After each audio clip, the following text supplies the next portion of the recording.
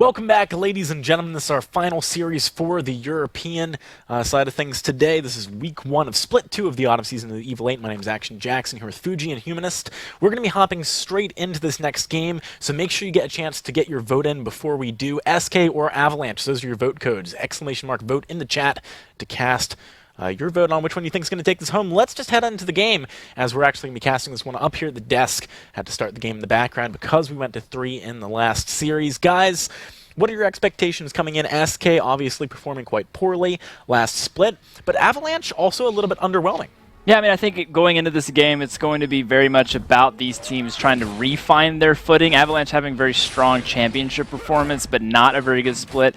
SK as well, finding themselves at the bottom. So when you're both not doing so well, this is kind of that time. Re-identify, get your bearings. Yeah, I mean, the difference is that Avalanche, they got a spot at Worlds, right? And they were the last season champions. So a little bit of breathing room for them. Of course, you'd like to see them performing well, but SK, like you said, they have to turn it up if they want to be moving forward as one of these competitive teams to look out for.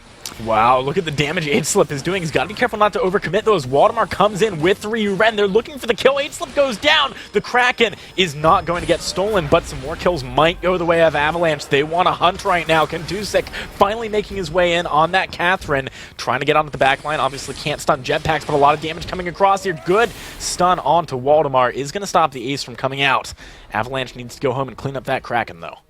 Yeah, Jetpack's deciding the fountain wasn't necessary during that engage. A really big problem, I would say. I'm not sure perhaps if it was maybe not available when Kestrel went down, but definitely was when he himself went down to stall out. Risky to grab the Kraken, though, when you are not making the shot call. Do we engage or do we disengage as a team and take the Kraken? You lose Kestrel, you lose 500 gold to the enemy team. Well, Jetpack's our lord and savior. It looks like he's got that Dragon Blood contract. He does have it. We'll talk about that in a second. First things first, I do want to talk about the comps as a whole, though. Obviously, we didn't get to break down the drafts before we got into this game. Kentusik is on a core Catherine, which is quite interesting. So, Fuji, what are your thoughts on the drafts as a whole? So I definitely think that the idea behind the Snow Avalanche draft with the Fortress and the Adagio is pretty good. The Catherine, though, in the carry role, I do have to question. She's not the greatest at popping bleed stack. She doesn't have the best mobility to gap close behind targets. She's good at sticking to one when she gets there, but she doesn't have a Shiver Shield or anything, so she can't really hold on to the Samuel or the Kestrel once Finn does use Quibble and Ply Company. So I'm not a huge fan of it. I like the Fortress Adagio version. I'm not the best fan. We've seen Kentusik play this Catherine before, but not with this style of composition. So I much more favor the side of SK Gaming with more of that classic combo from Finn and Samuel, and then of course you just throw that Kestrel in for the icing on the cake. All right, so now I want to ask about the contract. What's the deal here? We didn't see the early game, but we never see these contracts coming out. Yeah, I really don't know. It's kind of hard to talk to that, Jackson. Especially if we didn't see the beginning of the game. But maybe they thought, hey, we have nice burst damage. If we can add a little bit of control to that, it would help out. Of course, Dragon Blood, pretty good early on if you can make it work. Here's the fight breaking out. Oblivion's going to come out. Does put Waldemar to sleep on the back lines. The attack of the pack. Kentusik tries to move forward. Slip stunned up, but kiting backward through that active camo. Look at Jetpack's frontlining like a monster. The Verse is going to come out, but they are out of there.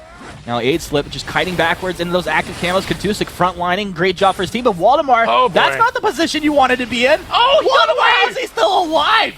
Slip, is he going to be able to lift the Willow? Is not the hook? Jetpack's the hook. He wishes he could have that one back. Waldemar just staying alive. There's a monster. The Quibble is there. Jetpack's finds the kill. Man. Kentusik should be going down off the back of this. Raph will clean that up. Look at the ace for SK. I don't know if that was the most brilliant or the sloppiest fight I've ever seen. I think it was brilliantly sloppy. I mean, it went back and forth. I saw Force Cores being thrown into the wind. I saw the craziest, like, we didn't block Catherine in silence with Crucible because it was already used for something else. Dragon Blood contract wasn't used for the first quarter of the fight. You got 2 charges, holding on to them, saving them for later. It's easy to forget you have that item, though. Just throwing it out there. How can it be easy? You have to actually think about buying this thing because it's not not natural. No, he was so focused on that hook that how was he supposed to He's get like, a when Dragon's am I Lair going to throw contract? it? When am I going to throw it? This way. It took 1 second for Snow to realize what happened. They were like, did you see that hook? Oh, we're dead. Oh my That was goodness. the mind games. I mean, Raph on the Samuel single-handedly just did so much damage in that last team fight that they were not able to get him down. Weldemar almost going down to the Kestrel. Impressive stun coming out of Kentusik there to keep Kestrel from coming off. I'll be completely honest. For a split second, I actually thought Kestrel was going to die to force the cord until I realized it was her ally. I did too. That's what happens when we jump into these games late. You just never know. I was like, okay, Finn's going to get... Oh, wait, no, never Jetpack's mind. probably thought so. He's like, I got you. He's like, Wait a maybe second. Taka was over there, right? No, there's no Taka on the map. I don't know. But anyway, like, not to harp too much on it, but when you get into these last team fights, it just goes to show you that even with that many mistakes coming out of the side of SK Gaming, they were just that far ahead, had that much pressure, had that many items to where they were able to still make a few mistakes and dominate the end game. And it just comes down to those reliable comp picks we talked about. Samuel does not have the same amount, or excuse me, Catherine does not have the same amount of damage as Samuel. No? So... Well, I mean, if it gets reflected back, technically. I mean, That's true. That's true. There's no shanks That's actually more. going into this Catherine shield. Actually more You're damage. reflecting True. all of his damage, I w- and you're doing. I your was own. really hoping to see Kentusik wait for the active camo to come out and then just walk into it, turn on the Storm Guard, and just let it go to town. Didn't happen. Didn't happen. All right, let's quickly break down these rosters before we head into Game 2 of the series. First up, SK Gaming. We've got Aid, Slip, Cream, Jetpacks, Raph, and Bayou. Quite a strong lineup, but they've never really found the success they're looking for. Did in that first game of the series. Maybe they can keep this one going. Yeah. They're up against Snow Avalanche, former champions of the summer season, but not having quite the same level of performance in Split 1, not having quite the same level of performance in the first game of this series. You see Avalanche coming up now on your screens. They've got some very talented players, Waldemar, Bashan, Kentusik, and Ryu Ren. Now, let's just keep talking about that last game, though, before we head into the draft here. I do feel like in that final fight, had Oblivion not done so much work, maybe Avalanche took it. I mean, Ryu Ren was down to half health before his teammates could even help. Yeah, sure. I mean, like, we just got finished saying that there were a ton of mistakes that came out on the side of SK, and simply just their, like, gold lead and item advantage was the thing that kind of allowed them to have that many, to be able to actually still close out the game. And you would think that Avalanche might actually thrive in an environment like that. Once again, we're talking about the Snow squads here. Like, these guys kind of live in the chaos field, they live in the unpredictable drafts, but it just wasn't quite strong enough. It's still good, though, to see SK actually come out with something a bit more of the dominant side, with a bit more of a win. Because I'd have to question, you said a bit of a strong lineup. Like, are they, though? Like, I mean, are SK Gaming really a strong lineup anymore? Or do they need to really hone in on the players that are going to take them out of the bottom of the European scene, where they continue to kind of just remain? And it's sad to see, seeing they were so strong from before, and now all of a sudden they're just really...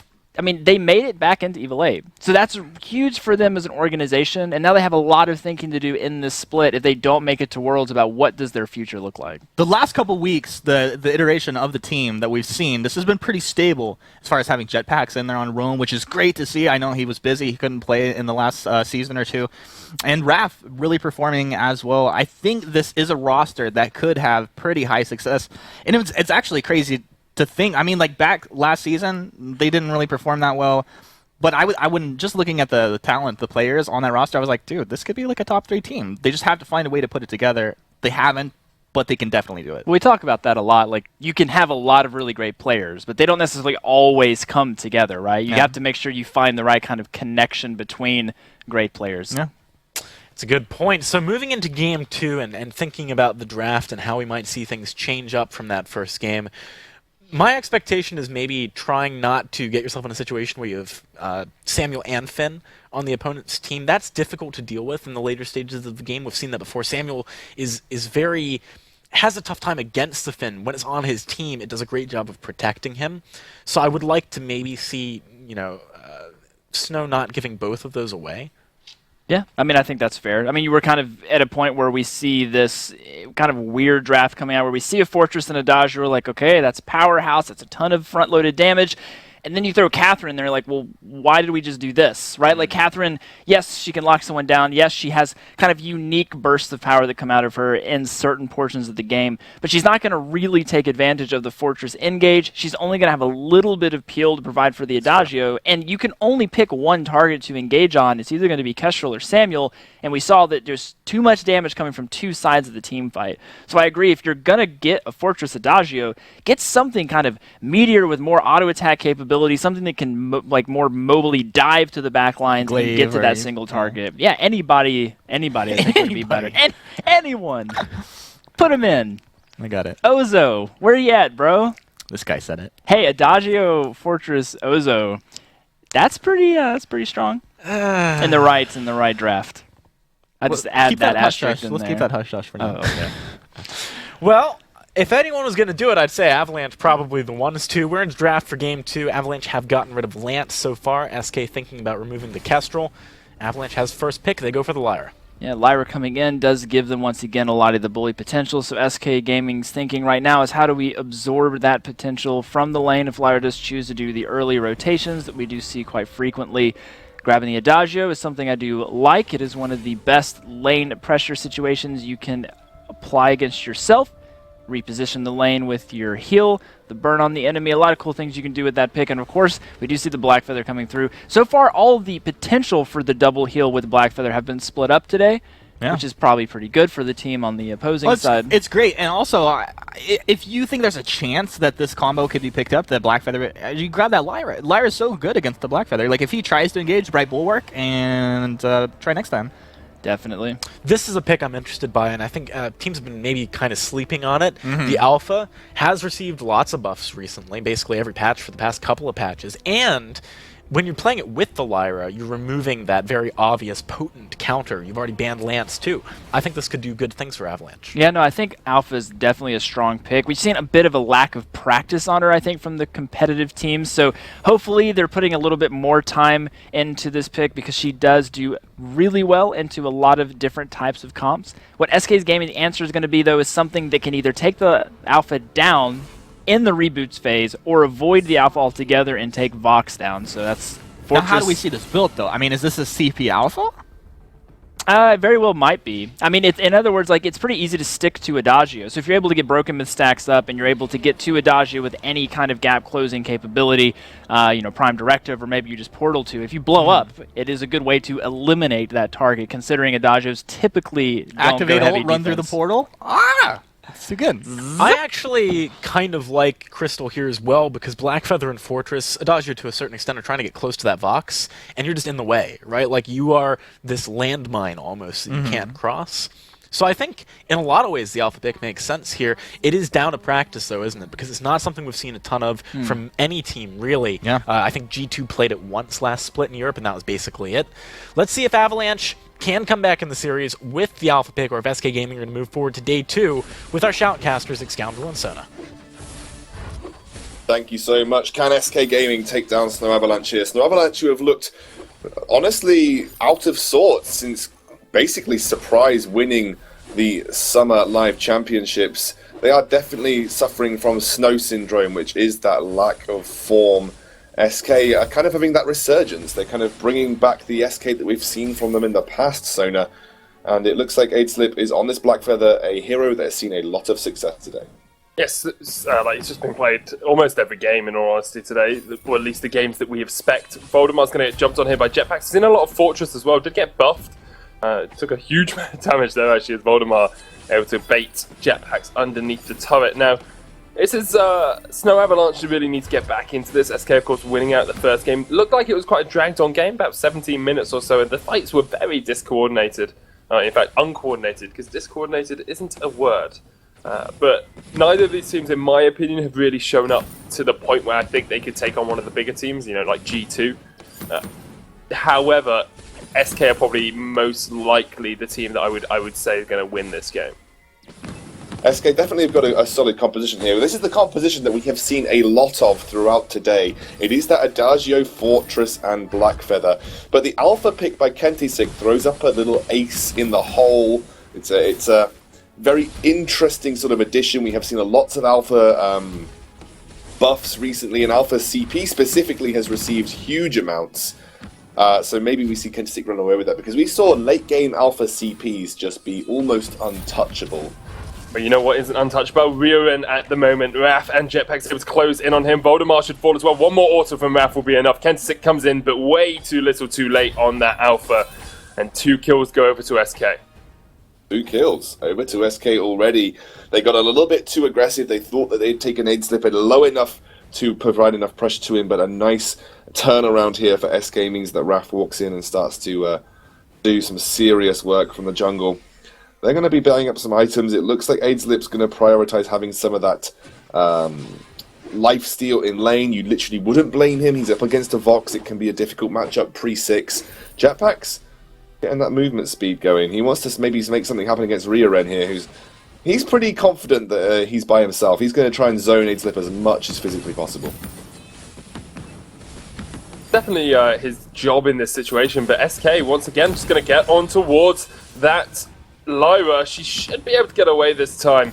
Didn't quite have as much damage as they expected, but that Adagio is starting to do work. You know, Obstination Current will be the first item here on Raf. Aidslip probably building up towards Serpent's Mask as well, and as soon as they get those item spikes, assuming Snow Avalanche continue playing the way they are, which is dying all the way across the fold, it's another death on Mira, and Kentisik tried to position aggressively in the bush, didn't get anything onto Raf, and SK pick up their third. They're actually behind in gold, but so far ahead in control of the game.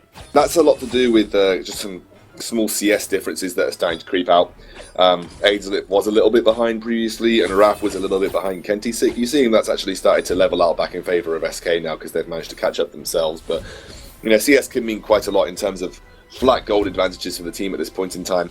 I think Kentisik right now will be the guy that brings things back once he gets to a sort of an alpha in the later game. We've seen how much damage that Core Collapse and also Prime Directive now do if you go down that Crystal Power route. So don't count Snow Avalanche out just yet. They might have had a rough early game, but they can definitely bring this one back. Oh, definitely. Definitely come back into it. I mean, SK here actually having the advantage in the fan vote. I think it's 56% to 44 for Snow Avalanche. So SK ever so slightly just sneaking it out, but a very, very close game. And I think that's pretty fair considering what we saw in Game 1. Yeah, I completely agree with you there. Sonar SK looked very, very good in the first game of this series. It looks like Kentisik now having to run away. Oh, they managed to proc the passive here, Sonar. I think that's a dead alpha.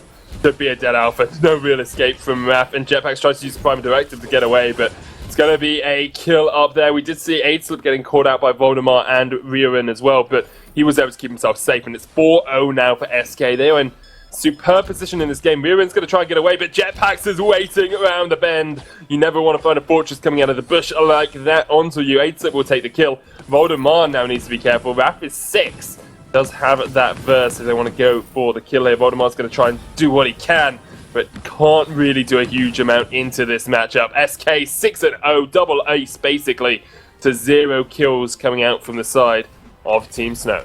Yeah, Kentisik building up that passive as well. He wants to make sure he doesn't get locked into a duel until he has that reset available. But right, you said, SK, looks to be the composition of the moment right now. It's had the most success throughout the Evil 8 thus far. You can see why. It seems to be devastating when they do get people all grouped up on courts. You know, Blackfeather's damage output increased to Adagio. You have 2 ways of delivering Gift of Fire as well. Kentisik's dead. Kentisik is just dead. You have both the Fortress and the Blackfeather to just Gift of Fire in the middle of a team, and that is a huge impact factor as well. So SK just drafting a very solid composition here, and Snow Avalanche definitely on the back foot thus far. Incredibly on the back foot. It's going to be almost another kill onto Riorun there as well. SK 7-0 up. We have 1 kill for every day of the weekend at the moment, and making this look much less like work and more like fun, beating out Snow Avalanche. I didn't know there was 7 days of the week. There are. I thought there were 6. No. I love you, buddy. Right, there were 7 days of the week. Oh, there's still 7 days in the week as well. No matter how you try and swing this, the week has 7 days. I genuinely, I was just trolling you, dude. It's just because I found it funny that a kill for every day of the week. You know, just letting everyone know that there are 7 days in the week. I don't understand you sometimes, man. And It's you know just what else I don't understand? Why Snow Avalanche are giving away so many free kills on this map. It's time after time. SK aren't doing anything special. They're just grouping up in a bush and then catching out one of the Snow Avalanche members. Yeah, and Jetpacks has gone for the contract as well. It's something that Humanist talked about. Contracts really haven't been seen that much recently, and Jetpacks deciding to be the one to bring them back. Raph is going to heal up here. Lots of damage going away. Kentic, I'm just doing Sona's job. Take over, buddy. Into the infinite reboot. Kentic should fall down here. Will just try and get himself away, but he's not going to have enough HP to go to survive the fight. Now Aidslip tries to jump in, but he's going to take a lot of damage from that turret. Voldemar's the new target. He will fall. It's up to Riarin to try and defend this turret. All of SK are very, very low. They've got 9 kills now, and that's more kills than there are days in the week. I did play-by-play for a Battle Royale tournament last night, and I just seem to, on my 4 hours sleep that I got, have not got out of that zone. The immense payout doesn't get stolen, though. SK do capitalize on that, and now their gold advantages are looking, you know, healthier than previous. They were struggling in the fact they were only really eking out hundreds of gold ahead, but now they're heading towards that 1,000 mark and beyond, and SK looking very strong thus far. That they are. They're in such a strong position in this game. 9-0, 2,000 gold their lead, 1,500 or so. And assuming they can continue this snowball, don't see how Snow Avalanche turn it back around. Very difficult to stop snowball rolling once it starts going down the hill, but if anyone's going to do it, it's going to be the team with Avalanche in their name.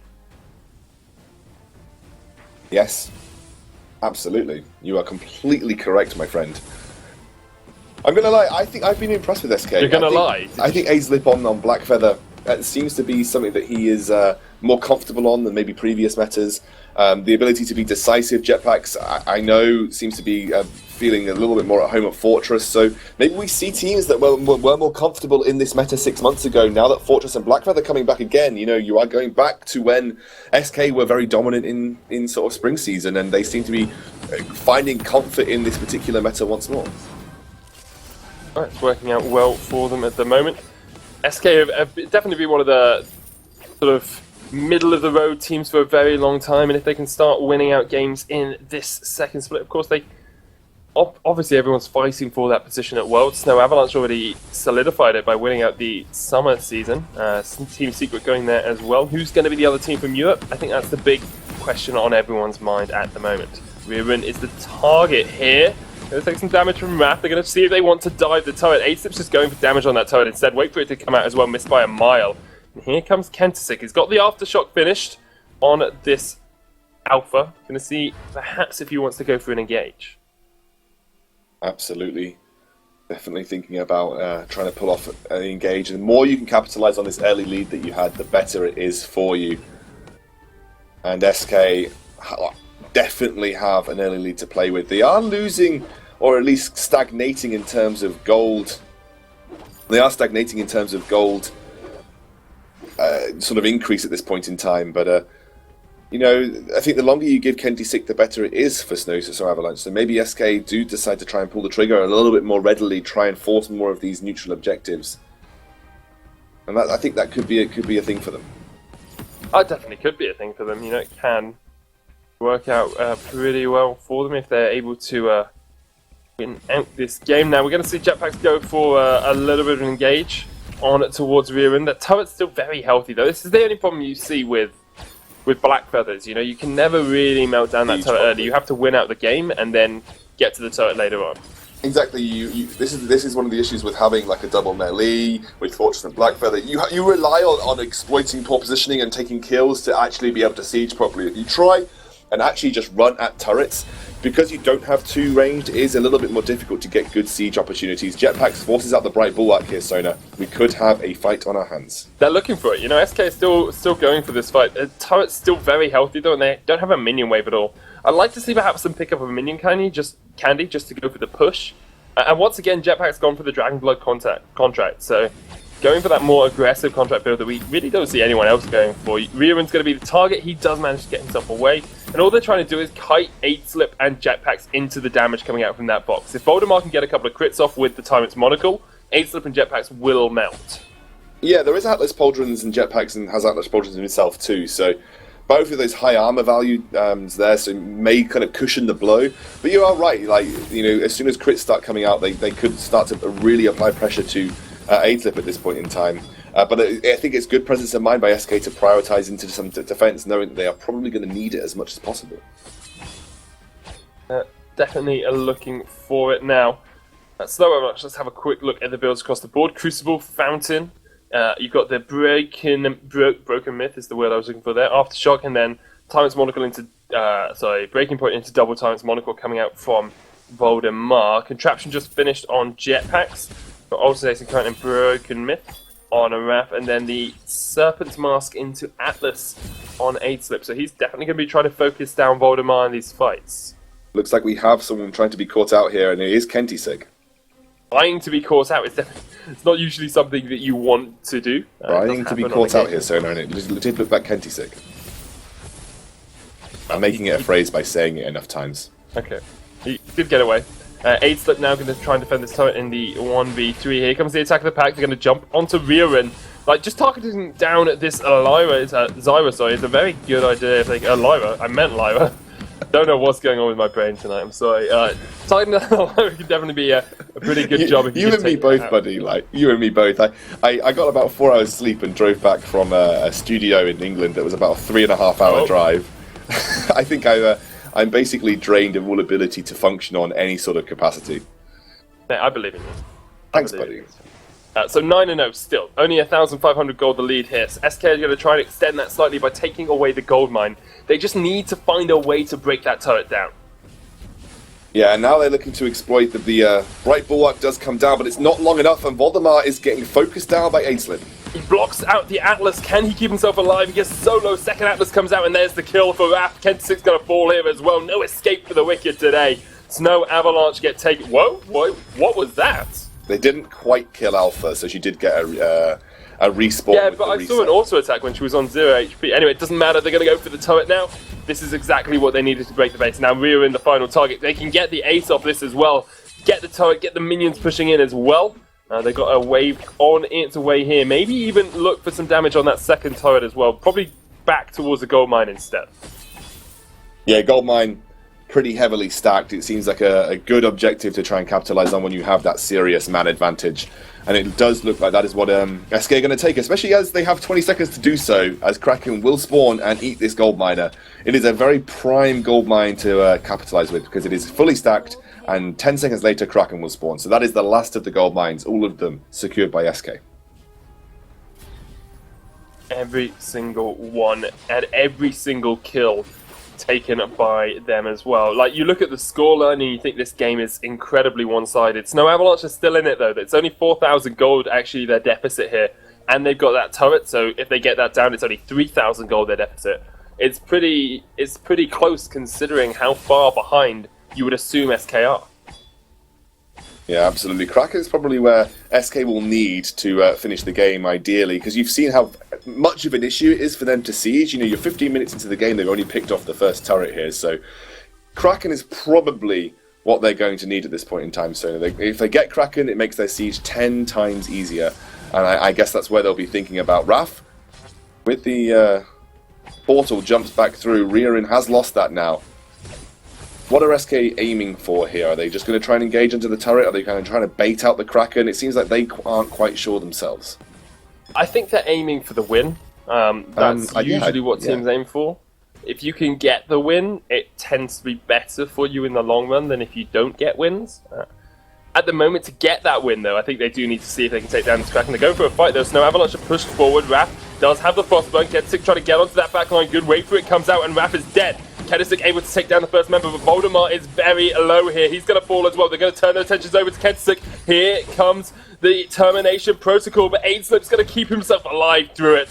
Serpent's Mask is just OP, and SK get the ace. They lose their first kill of the game, but they've got 15 of their own, and they have 8 buff minions pushing in. This will be the second turret. They can even turn their attention over towards that Kraken afterwards as well if they wish. They might even be able to get multiple turrets from this push here. They've got a good 6 seconds until Voldemar is respawning.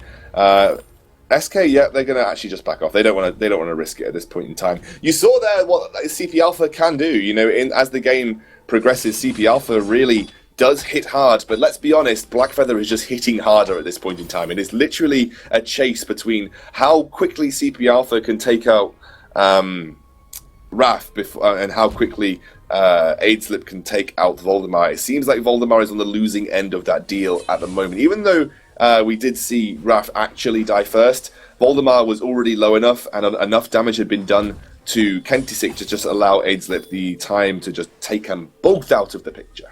Well, that's exactly what Aidslip needs to do. You know, all he has to do is be able to do consistent damage in the fights. They know Raph's going to be the target. Raph, I didn't actually even see him use Verse in that fight. He was just about getting as much DPS down as possible. Now, if Snow Avalanche actually push forward too badly here, Burst could come out from Raph. They might look for the engage onto Riorun. Kentisic's going to jump onto that backline here. Comes the attack of the pack, and Raph, all he's doing is trying to attack Kentisik as much as he can, because Aidslip and Jetpacks are just on Voldemar and on Riorun. They're going to take him out. Kentisik will fall, actually. He goes into that termination protocol. Aidslip trying to take out Voldemar, does just about get him. And Raph now able to 1v1 Kentisik as well. He'll respawn, though, out of that infinite reboot, gets taken out by Jetpacks, who jumps across the wall. 18 kills to 1. That's 6 complete aces to 1 kill in favor of SK. 2 are going to go for the Kraken, 1's going to go for the turret here. And you have to just think SK have no way of losing this game. Despite how far SK are ahead, there is this worrying sort of niggle in the back of my brain that is saying Kentisik, he's actually doing a ton of damage right now. He's also pretty tanky, and the longer it goes, you know, if he picks up another CP item, he gets a bit more, or like an Atlas Polders behind him. I think there's every possibility that actually Snow Avalanche could turn this around, but I genuinely think it's probably too far gone at this point. But just seeing how far they are behind and seeing how Kentisik is able to actually impact these fights, there is this sort of glimmer of hope, but I think it's a glimmer that can very quickly get squashed by this Kraken. With the Kraken pushing in and only 2 crystal turrets left, pretty darn OP. We'll have to see. Just a little giggle going out. I love it when your brain doesn't work like mine and you can't think what to say, so you just go pretty darn OP. Hey, it's pretty strong. It's pretty strong. You know, Kraken pushing in just makes it very difficult for Snow Avalanche to actually do anything about this. You say all the technical stuff, I say what it actually means. Kraken's going to get taken down quite quickly by Voldemar and by Kentisik, but they need to be careful because they're using a lot of their damage and abilities on that instead. Now, Raph takes a huge amount of pain, has to back away. Voldemar doing a lot of work with these bounces. Kraken's going to keep pushing in. The first crystal turret goes down, and SK decides to back away for now. That Kraken's not even going to get 2 turrets out of this push. Voldemar, with double Tyrant's Monocle, is melting through it incredibly quickly. It's pretty OP. Pretty darn OP, mate. Get it right. Get it right. Nah, okay. And that was a shame for SK. I kind of think that they were trying to employ what a lot of other teams have done today, which is you just pop attack of the pack when Kraken is going, try and buy as much time with Wolves, take down turrets, and basically split focus between, or force the enemy to split focus between Kraken and the team, and then just allow Kraken to do most of the work for you. As long as you get those turrets down, you get to the Vein Crystal. You then obviously have to make the enemy team make a huge decision between kill off members of the enemy team or kill off the Kraken. But the problem was that unfortunately Raph just didn't expect the immediate change of target from Voldemar, and Voldemar with that double Tyrant's Monocle build almost crit Raph into the ground, who doesn't actually have any armor, and that's the key point to notice on that Raph actually is kind of vulnerable to Voldemar if Voldemar is in a position to deal with him. So that's what you saw there. Jetpacks maybe looking to apply pressure here. SK maybe looking to win. There comes the jump in. SK maybe looking to win. Indeed, the burst from Raph is huge. Only he lands onto Riorun, though. There's the wait for it as well. Voldemar's going to fall very low. He gets taken out, and now Snow Avalanche only have 2 members left alive to try and defend this. There's the termination protocol into the Prime Directive, and Raph will actually fall to that. Jetpack's not able to do much because on the other side of the fold, Aidslip is getting ridiculous. He takes down 1 kill, but that means that Kentisik gets out alive. Yeah, that was... I don't actually know why Raph didn't try and burst through that ultimate coming out. I suppose it just works anyway. He just needed to get away, but the Prime Directive ended up coming through and picking off the kill. Can Kentisik himself defend against these 2 members of SK? It's a half HP turret. Attack of the Pack is used. They don't want him to defend here. No, they definitely don't. It's understandable because if he doesn't defend, they win the game. Acelip looking for the turret. That should fall pretty quickly here. He's actually decided to focus down Kentasik instead. That's a dead Kentasik now. Voldemort has respawned, but they've got ace buffed minions pushing in. And this should be the crystal going down. SK going to take it 2-0 over Snow Avalanche. You get knocked out and SK go through to day 2 of the Evil 8. It was very dominant performance from SK and their mind tricks. It stopped the defense. You know, he didn't want him to defend, and he didn't end up defending. It was very good. But honestly, SK just running this composition that seems to be the most powerful composition at dealing with singular threat targets as well. With Voldemar realistically being the main threat here for Snow Avalanche, meaning that Blackfeather genuinely, as you saw, only ever had one target to worry about in a team fight. And congratulations, SK. They seem to have settled in on this 123 meta very well. It'd be interesting if we see Gwen when she comes into